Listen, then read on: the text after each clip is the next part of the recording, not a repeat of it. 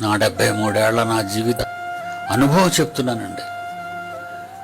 ఎవరిని ఎప్పుడు నమ్మకండి.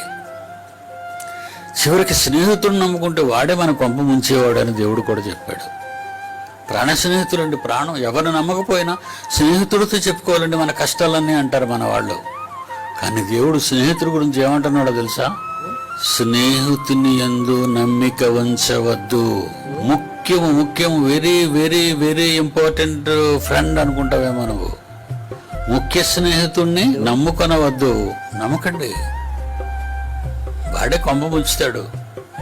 కనుక ఎవరిని నమ్మకండి. సమయం వచ్చిందా నిన్ను ఎక్కడ ముంచాలో అక్కడే ముంచుతారు. వాళ్ళేనండి.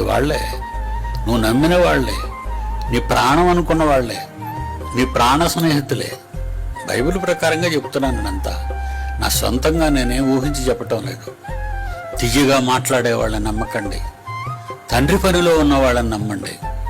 పరలోకపు తండ్రి కొరకు పనిచేస్తున్న వారిని చూసి నమ్మండి. మాటల గారడీ చేసే వాళ్ళని నమ్మకండి.